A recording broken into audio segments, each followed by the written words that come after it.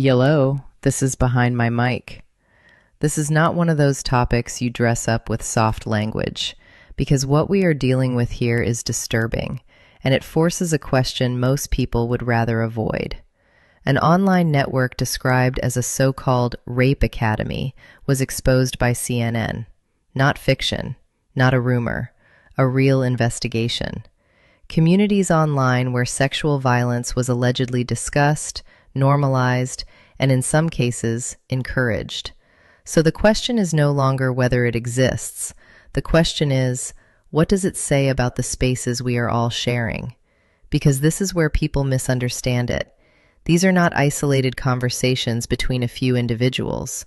These are networks, hidden, layered, sometimes spanning platforms, countries, and age groups.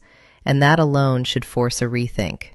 At what point does online space stop being harmless and start becoming a breeding ground for real-world harm? Because if we are honest, most people still treat the internet like it exists separately from reality, but it doesn't. What is normalized online eventually leaks into behavior offline. The internet gives people something powerful: distance. And with distance comes a dangerous shift in behavior.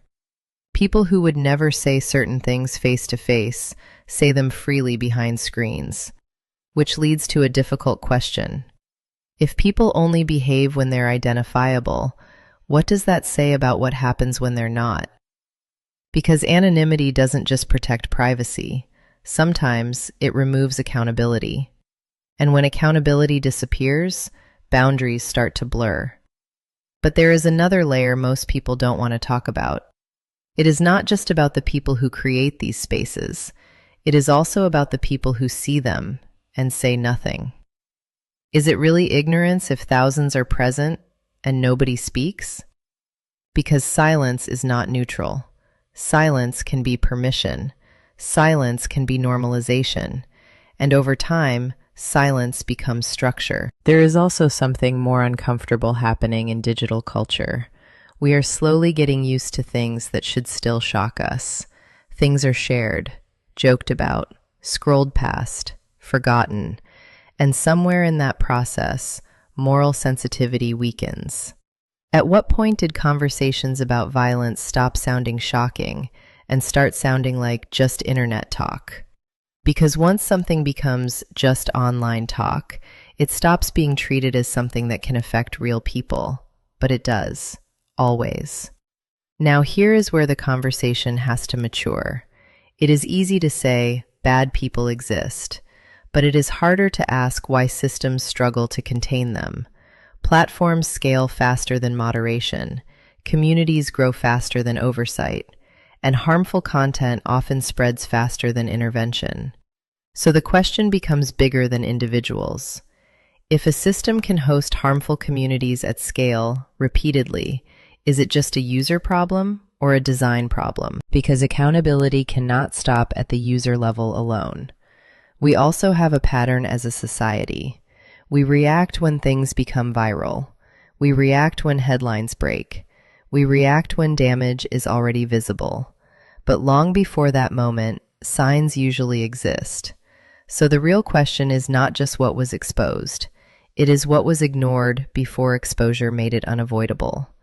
Why do we only react when something becomes viral, instead of when it's quietly growing in the background? And then there is the human question underneath all of this, because behind every username is a person, and behind every action online is a mindset that exists somewhere in reality.